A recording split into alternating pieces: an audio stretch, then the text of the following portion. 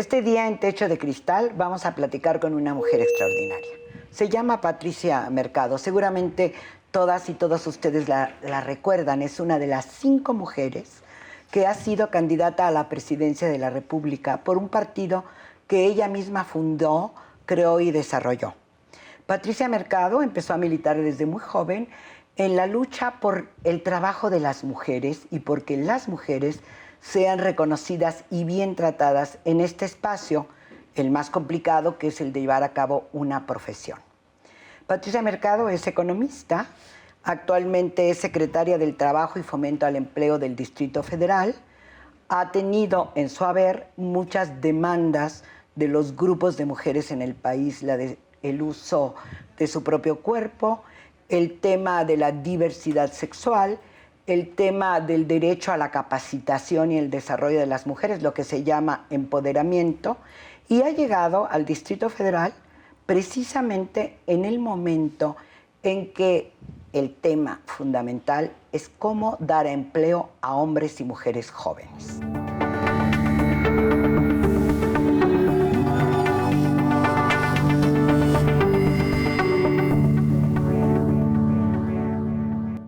Muchas gracias, señora secretaria, por habernos recibido en su lugar de trabajo, donde seguramente tiene muchas cosas en qué pensar en una ciudad tan complicada como la Ciudad de México. Al contrario, bienvenida. Sí, sobre todo en este momento, inicios de año, tenemos un tema pendiente muy importante, que es la discusión, la propuesta que puso el jefe de gobierno, Miguel Ángel Mancera, en la mesa como parte de su política laboral, que es un aumento significativo al salario mínimo, no solamente el salario mínimo, todo lo que implica la recuperación del poder adquisitivo de los salarios. Creo que es uno de los temas más importantes en este momento, porque si bien en la Secretaría pues tenemos la misión y efectivamente hay que pensarlo día a día y en este inicio de año cuáles son nuestros objetivos, nuestras metas para fomentar el empleo, pero la idea es que sea un empleo de calidad, es decir, no puede ser cualquier empleo. Tenemos que pensar cómo ese empleo es un empleo que genera trabajo digno. Y trabajo digno, pues tú también eres una conocedora del tema de los derechos laborales. Trabajo digno ya está definido en la Ley Federal del Trabajo, además de muchos tratados internacionales con la Organización Internacional de Trabajo que hemos firmado como país. El trabajo digno es un trabajo sin discriminación, es un trabajo con capacitación, es un trabajo con salario remunerador, y ahí está, digamos, un tema de debate nacional que desafortunadamente todavía pues no se construyó o no se convirtió en un acuerdo para un nuevo aumento al salario mínimo realmente significativo este año. Muy interesante, Patricia, para el Distrito Federal, pero con tu experiencia, esto que fue que participaste en la fundación del Sindicato de Costureras en la Ciudad de México, que recorriste la ciudad y el país en tu campaña. ¿Tú crees que hay problemas particulares en el DF? ¿Cómo es el empleo de las mujeres? Y luego también podemos hablar de los hombres y las mujeres jóvenes en esta ciudad. Fíjate que los datos en la Ciudad de México están casi 50 y 50%. En términos de los trabajadores, mujeres y hombres, en el mundo del trabajo formal, es decir, aquel trabajo que realmente garantiza los derechos laborales. En la informalidad, que el 60% de quienes trabajan en esta ciudad están en el trabajo informal, es decir, sin derecho. El trabajo informal es la formalidad y la informalidad en términos de trabajo, es quienes gozan de derechos, seguridad social sobre todo, y quienes no gozan de derechos. Quienes están contratados o contratadas y quienes su propio... Es autoempleo por cuenta propia, pero también hay una cifra muy alta de trabajadores que están en empresas formales en el sentido de registradas, que pagan impuestos y que hacen contratos, pero tienen trabajadores que no están gozando de derechos. Entonces, si tú ves esto en mujeres o hombres en la ciudad, la fuerza de trabajo es más o menos mitad y mitad, pero ya a nivel del trabajo informal, hay más mujeres en el trabajo informal que hombres, o sea, más mujeres que trabajan sin derechos. A nivel nacional la cifra es tremenda, solamente el 10% de las mujeres que trabajan tienen derecho a la jubilación, cuando más o menos el 40 y tantos % de los hombres tienen derecho a jubilación. Eso se refleja en el DF. Y eso es una brecha muy grande. ¿Por qué pasa eso? Bueno, pues porque tiene que ver con la discriminación de género en el mundo laboral, o sea, la posibilidad de que las mujeres alcancen no solamente igualdad de oportunidades, sino igualdad real en el mundo del trabajo, pues todavía nos queda un cacho. En el Distrito Federal, digamos, somos parte de todo el país. Uno de los problemas centrales en esta materia es la precariedad laboral, es decir, tanto las personas, los trabajadores, la mayoría que tienen un trabajo formal, como los que están en la informalidad, en realidad tienen es decir, sus ingresos no son ingresos que necesariamente garanticen un buen nivel de vida. Ni siquiera alcanzar la canasta básica, digamos, de alimentos o la más ampliada con vivienda, con vestido y tal. Tenemos un problema muy serio y por eso creo que en el Distrito Federal el jefe de gobierno el año pasado como que puso el énfasis en esto, ¿no? O sea, no podemos seguir permitiendo que trabajar no te saque de la pobreza, que trabajar no te saque incluso del hambre, en el sentido de no alcanzar la canasta alimentaria. Y por eso había que empezar por los que menos ganan, que son el salario mínimo. Pero el tema de la dignidad también se refiere a otras cosas, los puestos, las labores diferenciadas entre hombres y mujeres. Eso entonces persiste, porque estás hablando de que solo un 10% de las mujeres que trabajamos van a alcanzar la jubilación. Así es. Y entonces, mira, y también por eso es muy importante la generación de derechos, ¿no? Aquí en el Distrito Federal, y bueno, es el primer anuncio que hace el jefe de gobierno iniciando este año, estas semanas, que es cómo vamos a empezar con casa, haciendo que los que menos ganan puedan aumentar el salario. Y resulta que en el Distrito Federal hay alrededor de 35,000, había un dato de 40,000, pero bueno, finalmente se cerró alrededor de 35,000 personas, trabajadores que tienen trabajando aquí 10 años, 7, 10, 15. En el gobierno. En el gobierno sin derechos. Trabajadores eventuales o trabajadores por honorarios. Y bueno, la gran noticia que ni para ti ni para mí es gran noticia, la mayoría de las mujeres. Por supuesto. Entonces, vamos a empezar con las mujeres. El jefe de gobierno hizo primero las mujeres, no por primero las mujeres así que caballeroso, ¿no? Que pasen, no, primero las mujeres porque hay una deuda. Ellas han sido la mayoría de las trabajadores del gobierno federal que están fuera del cumplimiento y del respeto a sus derechos. Sin pensar en que no tienen las mismas oportunidades de ascenso y de espacios de toma de decisiones, que ese es otro asunto, ¿no? Ese es otro asunto. Incluso aquí en la Secretaría del Trabajo, bueno, yo creo que lo importante es las políticas que estamos haciendo hacia adelante. O sea, de veras, una política laboral incluyente, una política laboral que genere este trabajo digno con todos estos derechos que hemos hablado. Incluso yo aquí en la Secretaría del Trabajo, cuando llegué, así como 50 y 50% mujeres, hombres, ¿no? Ay, pues qué bien, o sea, a ver, denme la nómina, vean. Pero una vez que ves los puestos, pues las mujeres están abajo. Bueno, creo que de los puestos y de esto que tiene que ver directamente con Techo de Cristal, hablamos en el siguiente segmento. Ahora nos vamos a un corte.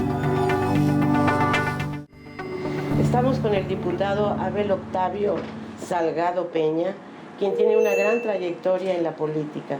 Él dirigió a las Juventudes Priistas en Jalisco, su estado natal. Ha ocupado varios cargos de elección popular. México está preparado para tener una mujer en la presidencia de la República.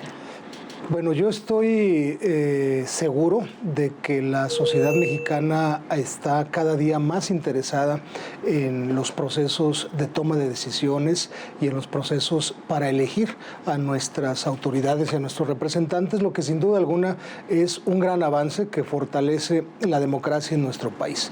Pero también estoy seguro de que el tema de la elección de nuestros gobernantes y de nuestros representantes no es un tema que tenga que ver con con la equidad de género de manera exclusiva. Sin duda alguna, México es un país donde cada día las oportunidades se van abriendo y se les va reconociendo cada día más sus derechos políticos a la mujer. Hoy tenemos ejemplos muy exitosos de mujeres que han sido legisladoras, de mujeres que han sido dirigentes de sus partidos políticos, de mujeres que han sido incluso gobernadoras de sus entidades federativas y de mujeres que han sido candidatas a la presidencia de la República. Evidentemente que este ejercicio de apertura y de reconocimiento de los derechos de la mujer, los derechos políticos de la mujer y de la consolidación de equidad de género abren cada vez más la posibilidad de que en un futuro no lejano podamos tener en este país a una presidenta mujer. Mucho tiempo llevamos debatiendo acerca de si México ya está preparado para tener una presidenta de la República. Precisamente en ese debate se hacen muchos comentarios acerca de quién está más preparado para gobernar, si los hombres o las mujeres. A mí me parece que la capacidad para gobernar no estriba en el sexo, sino en la preparación y la decisión de hacerlo. Yo considero que todavía tenemos fuertes raíces de lo que implica el paternalismo. Que el padre, sistema patriarcal. El hombre es el que debe de tomar las decisiones. Y yo creo que viene desde luego de nuestros ancestros, y el sistema político actual, las cabezas, aún en condiciones de que ya se normó que en los partidos políticos sea 50 y 50% mujeres y hombres. Solo en el caso de para diputaciones. Las cámaras de diputados. Sí, así es. Pero no se hizo nada para el caso presidencial, para el caso de que podamos buscar en una alternativa dispuesta por una ley que una mujer, un hombre en cierto periodo deba de ser presidente o presidenta de la República. Bueno, pues reiniciamos la plática con la señora secretaria de Trabajo y Fomento al Empleo en el Distrito Federal. Patricia, yo preguntaba, ¿han cambiado las cosas? El tema de las leyes de la igualdad de oportunidades, la parafernalia de la política pública, ¿no ha cambiado en el trabajo? Entonces estamos hablando que el fundamento del desarrollo de la sociedad, no solamente las mujeres son menos ideológicamente, sino en la práctica. ¿Eso no ha cambiado desde que tú te acuerdas? Imagínate, desde el 85 del Sindicato de Costureras. No, sí ha cambiado. No, sí ha cambiado. O sea, sí ha cambiado primero por las mujeres. O sea, creo que en la historia del movimiento de mujeres en México y en el Distrito Federal especialmente, con muchas organizaciones de mujeres, han cambiado mucho. Sobre todo ha cambiado el marco legislativo, han cambiado las políticas públicas, sí hay mayor inversión, sí es una inversión que puedes diferenciar entre mujeres y hombres, hay una obligación de saber, oye, cuánto invertiste en mujeres, cuánto invertiste en hombres. Y tenemos un marco legislativo en la Ciudad de México sin duda muy grande y a nivel nacional también. Entonces, primero porque las mujeres han cambiado y están en el mundo del trabajo, o sea, están en la vida pública, ¿no? Y al llegar a la vida pública, pues necesariamente hay cuestiones que tienen que cambiar, que están y que han cambiado a su favor. Sin embargo, todavía, por supuesto que estamos muy lejos de lograr la igualdad, te digo, no solamente la igualdad de oportunidades, aquí podemos tener igualdad de oportunidades, mujeres y hombres más o menos, pero sí estamos en escalas salariales y en toma de decisiones. Lo que me di cuenta cuando yo llegué aquí es, pues sí, qué padre, pero aquí todos los hombres son los que firman la chequera y no hay mujeres tomando decisiones sobre el dinero. Y bueno, pues eso es básico, finalmente, ¿no? Claro. Entonces, son puestos donde no son puestos de decisiones. Bueno, en este momento yo creo que, bueno, ya en esta secretaría estamos bastante equilibrados en términos de toma de decisiones, pero no es necesario que llegue una mujer para decir, bueno, vamos a equilibrar en toma de decisiones mujeres y hombres, hasta si tenemos más mujeres mejor. No, puede ser un hombre, o sea, que los hombres y las mujeres a través de estos estos marcos legislativos y de política pública que sí han cambiado y que las mujeres han logrado mover decisiones y mover legislaciones que realmente se expresen en la realidad. No importa si el titular de una dependencia es hombre o es mujer, si el presidente de un partido es hombre o es una mujer, que realmente se cumple. Eso todavía falta. ¿Tú te hiciste esas preguntas cuando pensaste en dirigir los destinos de este país, 2006? Hace 8 años. Sin duda, o sea, cuando yo fui candidata a la presidencia, sobre todo lo fui después de una historia de más o menos 10 años, una historia de una alianza muy fuerte con un grupo de mujeres feministas con liderazgos en el país que dijimos, a ver, el país está cambiando, los viejos pactos, los viejos acuerdos, el acuerdo post-revolucionario, ahí las mujeres no estábamos en la casa. Nos estuvimos sentadas negociando también nuestros derechos. Vienen cambios. Y uno de los cambios más importantes es una sociedad más diversa, siempre ha sido diversa. Poblaciones indígenas, digamos, todas las personas homosexuales que piden derechos, las mujeres, personas con discapacidad. Es decir, la diversidad ha existido, pero nunca se había expresado en el sentido de aquí estamos, queremos ser visibles y queremos derechos. Entonces, viene un cambio muy fuerte del pacto social. En México tenemos que estar. Entonces, la manera de estar es entrar a la política, es entrar a la toma de decisiones. Y para no andar negociando con los varones cuántos nos toca y si yo entro, no entro, pues hicimos un partido propio. Entonces, ¿y eso no era criticable porque se le mencionó como un partido feminista y era en contra de los hombres? ¿Por qué? ¿De puras mujeres o no fue así? No era de puras mujeres, pero sí estábamos un poco sobraditas. O sea, sí era un acuerdo para decir, a ver, necesitamos entrar con una entidad. Igual que si hubiera formado, por ejemplo, un partido indígena. ¿No? Decir, ok, somos un partido que viene por la agenda indígena a poner en el país. Yo creo que incluso haría falta uno, pero bueno, eso es otra discusión. Entonces, ¿por qué no? O sea, ¿por qué no un partido y una candidatura a la presidencia de la República que no era una candidatura que se dirigiera solamente a las mujeres, a los derechos de las mujeres, ¿no? Sino que era una candidatura que se dirigía al país donde no estaban excluidas las mujeres. O sea, es decir, donde la agenda del país tenía una mirada de cómo lográbamos que nadie se nos quedara como fuera del desarrollo, fuera de las oportunidades, fuera de los derechos, ¿no? Del respeto a los derechos y en este caso que no se nos quedaran las mujeres. Entonces, claro que sí me imaginaba y sobre todo creo que mi candidatura a la presidencia era eso, ¿no? En un primer momento no me decían eso, me decían, Patricia, tú eres una candidata como para Suecia, más o menos, o sea, tu partido es como para Finlandia. Para Finlandia, para esos países muy modernos y muy respetuosos de derechos. O sea, no. O sea, esta candidatura, estos temas de las mujeres, de los derechos de los homosexuales, digamos, de la igualdad, de la justicia, pero una justicia incluyente, no solamente pobres y ricos, ¿no? Sino el tema de la inclusión dentro de esos pobres y ricos, es una agenda para México. Y bueno, yo fui candidata en el 2006. Y bueno, pues ¿cuál es la agenda hoy en México? Es una agenda, es una agenda de derechos, de diversidad, del reconocimiento de los derechos humanos de todos y todas. Hablemos de la agenda porque va a haber elecciones este año. Sí. Las mujeres van a ir en paridad y quizá tú tienes muchas cosas que decir además de esta responsabilidad en esta secretaría. Vamos a un corte y regresamos. Lo que hoy tenemos es la oportunidad de que los partidos políticos, todos sin excepción, tengan la obligación legal de postular al 50% de sus candidatos de un género. Los ciudadanos vamos a poder elegir entre todas las opciones políticas a la mitad de candidatas mujeres y a la mitad de candidatos hombres. Finalmente, pues la decisión estará en el ciudadano, en el elector, que tendrá que determinar bajo su criterio y mediante el ejercicio del voto libre, directo y secreto, por cuál de las opciones electorales se va a definir y se va a decidir.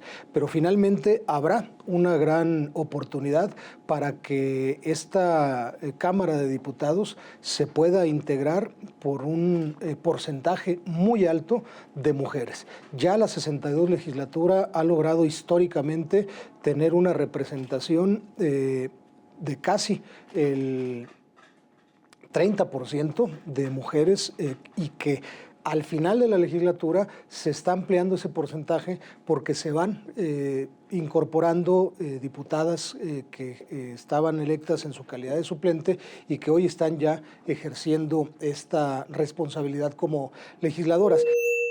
Presencia de mujer no garantiza conciencia de género, entonces es muy importante que no solamente estén ahí, sino que piensen y actúen como mujeres conscientes de esa desigualdad histórica, con acciones compensatorias y afirmativas para reducir esas brechas de desigualdad.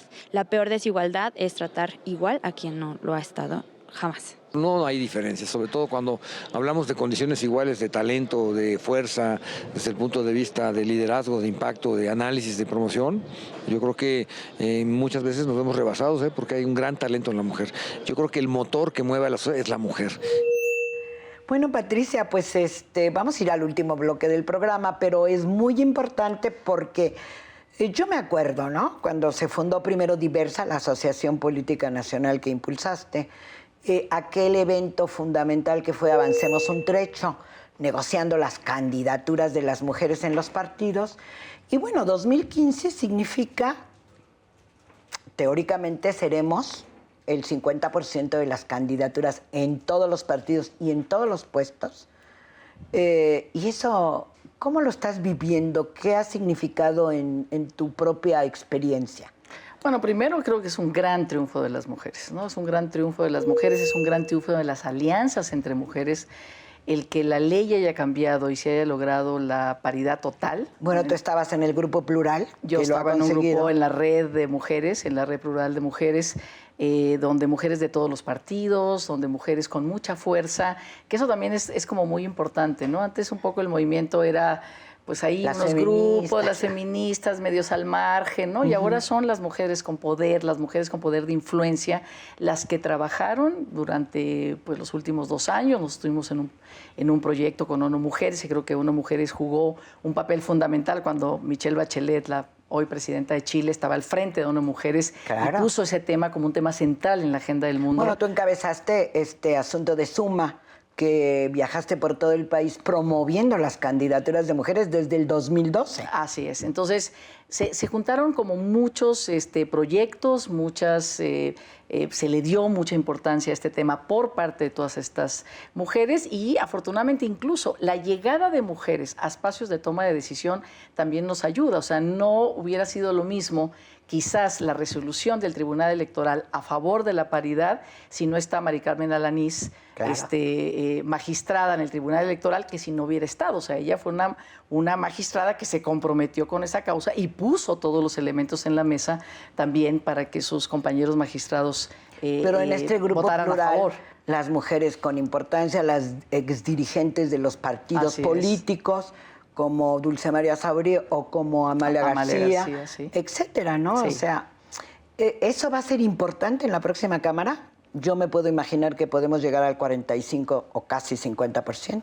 No, incluso ya en el 2012, las mujeres que llegaron a la Cámara de Diputados y a la Cámara de Senadores, ya producto de esta ganancia de la paridad y que los partidos tuvieron que poner 50 y 50%, ya han hecho alianzas. O sea, ya han hecho alianzas, tienen muchas diferencias, porque son mujeres de partidos distintos, están todo el tiempo separadas, pero cuando hay asuntos de mujeres en los que tienen que ir juntas, pues van juntas, ¿no? El presupuesto público, por ejemplo, en la Cámara, y hay una alianza muy fuerte porque, pues como se dice, lo que no está en el presupuesto público, pues es retórica, ¿no? O sea, si realmente tú crees en los derechos de las mujeres y vas al presupuesto y no hay dinero, pues entonces no sirve de nada. Entonces han hecho alianzas para eso, creo que ha sido uno de los avances también muy importantes. La llegada a los espacios de toma de decisión, por lo menos legislativos, pero también a los ejecutivos, le han dado dinero a las mujeres. Hemos distribuido el presupuesto de distinta manera para garantizar igualdad de derechos para hombres y mujeres. Y volviendo al tema, que es histórico, sobre todo quienes pensamos que el tema del capital y el trabajo tienen que entrar en un equilibrio para garantizar buena vida, pensando en este tema, ¿tú qué dirías que tendrían que hacer las mujeres en la Cámara y las otras, que con esta paridad a lo mejor se van a ir sumando a puestos de decisión? Sabes que tenemos una deuda pendiente con las trabajadoras del hogar, con las empleadas del hogar. O sea, mujeres como nosotras, como yo y quizás como tú y muchas, esas mujeres que han llegado a esos espacios, hay otras mujeres que están haciendo nuestro trabajo, ese trabajo que culturalmente se nos ha encargado, que es el trabajo del cuidado de los niños, de los viejos, de las personas enfermas, del trabajo doméstico, lo están haciendo ellas y lo están haciendo en las peores condiciones. Creo que en los próximos años, si las mujeres que llegan al Congreso y las mujeres que llegamos a espacios de toma de decisión, y yo es una cosa que en esta Secretaría estamos ya trabajando en alianza con los grupos de mujeres empleadas del hogar para que realmente se respeten los derechos. Mira, el Seguro Social ya registra mejor a las, si tú vas como patrona, como empleador, empleadora, la registras. Pero resulta que todos los trabajadores registrados en el Seguro Social, si se enferman, se les paga su incapacidad. Así es. A las mujeres, si se embarazan, se les paga la incapacidad. Bueno, a la trabajadora doméstica no. Es decir, sí puede pagar el patrón la cuota, pero no, si se enferma, el seguro no le paga su incapacidad. Y si se embaraza y tiene ese hijo, el seguro no le paga la incapacidad por maternidad. Y tampoco hay pensión. Bueno, sí, eso ya cambió. Puede haber pensión, pero lo que no hay es, por ejemplo, no tiene derecho a Infonavit, no tiene derecho a vivienda. Entonces, un trabajador de primera y un trabajador de segunda. Creo que esa es una deuda pendiente que yo espero que se pueda hacer una gran alianza de todas las mujeres que han llegado para resolver eso, como se ha hecho en otros países de América Latina. O sea, ya hay casi 9 países en América Latina que han reformado sus leyes laborales. En Brasil, donde la esclavitud pues, ha sido tan fuerte, es una historia de esclavitud tan fuerte, cambiaron la ley, dieron los derechos a las empleadas del hogar y la campaña era, ahora sí, terminó la esclavitud en Brasil, ¿no?